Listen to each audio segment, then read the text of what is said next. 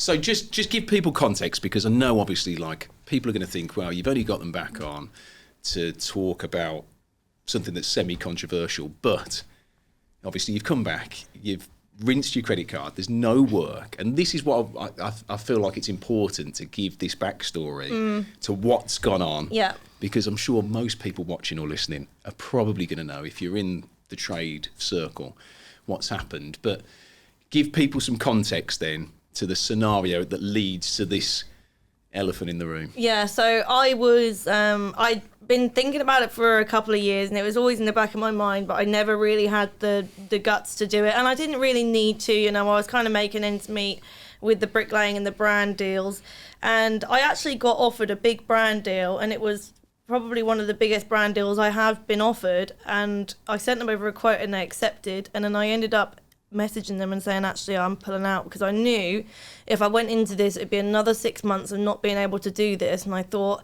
I think I can make what I'm making with this brand deal with what I'm about to do.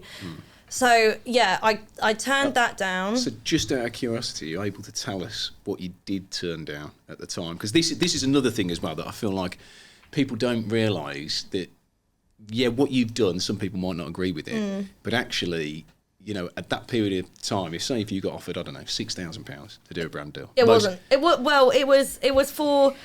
that much, because I've had bigger brand deals than that. But for the minimal amount of posts that I was going to do 2 posts, and it was going to be a 6-month contract. So it was 2 posts for £600, Yeah. Right. which isn't too bad. Like, it's not the biggest brand deal. Like, I've had big things that pay more, but not for that. Like, when I Least work. when I was doing 18 posts for the company that I was doing a brand ambassador before, 18 posts for £1,000 a month. Yeah. This one was £600 for 2 posts. That was it. Yeah. So, like, for the little amount of work Yeah. I had to do was nothing. Yeah. And so, yeah, I was just like, as long as I can make £600, which I'm pretty sure I can, then that'll be fine. So then I started the OnlyFans, Yeah. and I paid off everyone I owed, all my credit cards and everything in 2 days.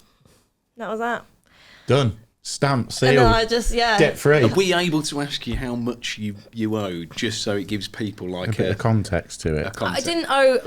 I didn't owe tens of thousands, but I had no work coming up. I was in debt. Should I just say, was it more than 10k? No, it wasn't. It was around £6,000. Right. Yeah. But I then came back with no money, right, to then borrow. Yeah, I had to borrow money to get a car, and I had to, Yeah. I had no furniture. I had the crappiest car. It also broke, and so I had to write it off, like, literally that same month.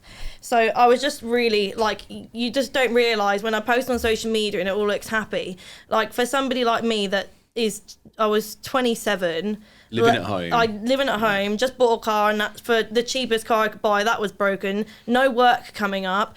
Credit card owing, like, and I know it's only And is it rattling around your, excuse the pun, is it rattling around your mind thinking, I know how I can get out of this? Yeah. And are you a conflict of interest in your head at that point? Are you the only flip side to that is I feel like some people say, well, you theoretically caved for the easy option, or you were forced in, like you forced yourself in that direction, rather than saying, well, actually, that was a choice that you made, and you Yeah, I had thought about doing it for 2 years before then. So I had thought for a really long time before this all kind of escalated. What made you think in that 2 year period before? What was it that did you see that somebody else had done it, or was there something where you? I saw some other tradie girls doing it. So I wasn't the first tradie girl to do it. I saw some other tradie girls doing it, and then you always hear about these people making millions off of OnlyFans, and you just think like, well,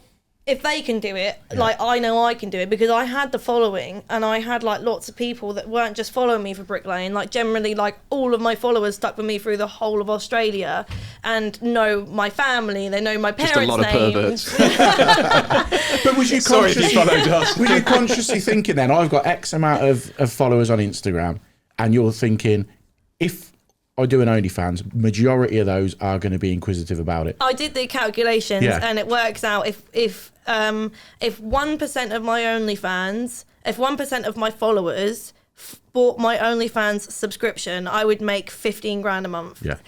because that's all I needed was a 1%, and that is literally the research. Only 1% of your followers will go to OnlyFans. I mean, regardless of whether somebody agrees with it, like principally or whatever, it's it's not in keeping with how I live my life. Like, I still have to say to people, to monetize a follower base from there to there is still, however much people hate to admit it, because they well, if I was a woman I'd do it, especially that's what guys say. Yeah, they do. I feel like it's still in a roundabout way entrepreneurial, because you think, well, actually, how can I? Massive business sense, isn't it? Yeah. 100%. I never thought of when I was originally doing all my my Rattle King stuff and the bricklaying stuff. People have said to me, you just gained followers to do OnlyFans, and that was never the case. But if you look at how much I've earned in brand deals and hours of work, and I've gained them followers, and I put in the time, and most of the time I never got paid for, or any of that. Originally, I started editing videos just because I liked editing, and it just grew from there. So you don't get paid from day one. And when you're like 3 or 4 years in, and you're thinking, God, like I'm still putting all these hours in, I'm still spending so much time a week editing. And you're not actually getting that much out of it besides the tools are nice. It's nice to have tools, and it's nice to have free stuff, and your brand deals, they come and they go. Some months I would earn nothing, some months I could earn 3,000 or 4,000, but it really comes in waves. There's no consistency there. So it was like I wanted something that I could do, that if I worked harder I could earn more money. If I work less, it's up to me. But the one thing I will say in your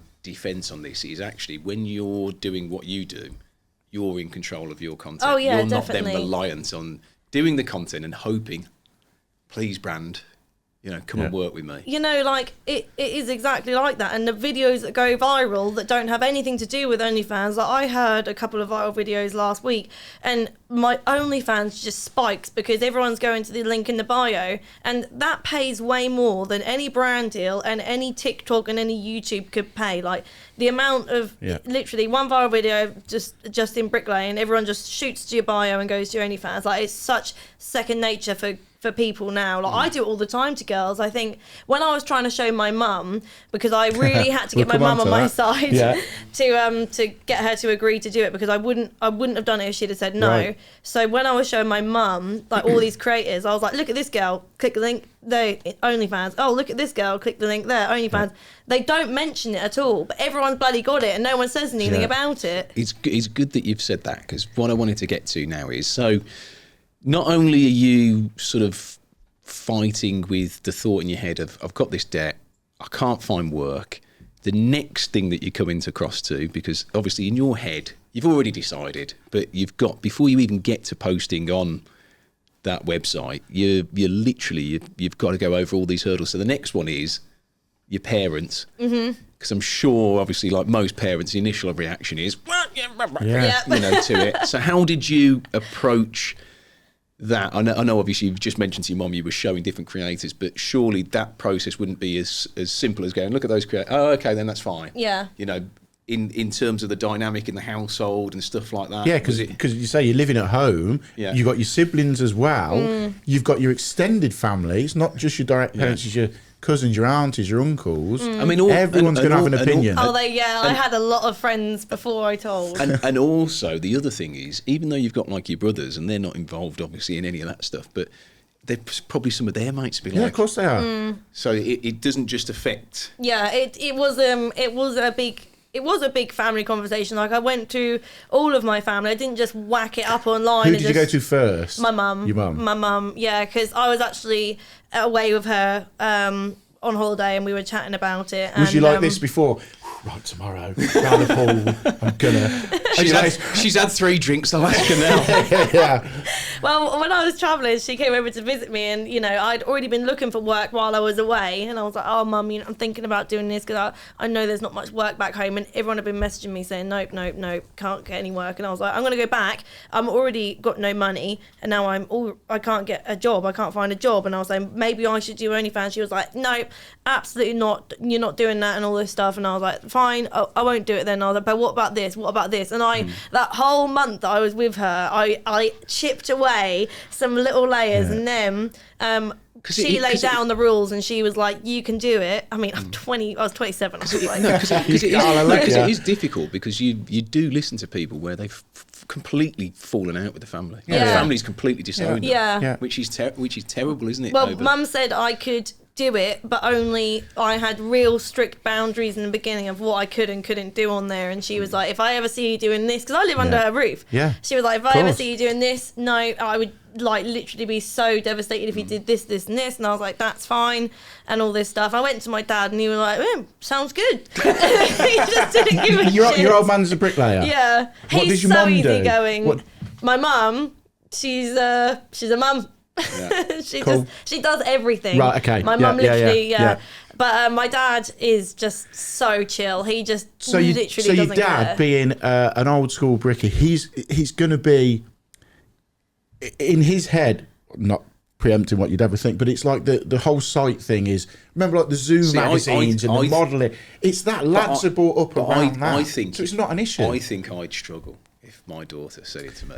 That's just me personally, because I think what it is I'm more worried for her. Yeah, than me. I'd be more worried for her. I think because I live with so many lads, I don't, and I think my dad knows how I handle social media and all this stuff. So I think I'm not saying I'm never going to have a stalker, but good luck stalking me when I live with seven men. But I think maybe with your dad probably looked and thought, well, it's your life.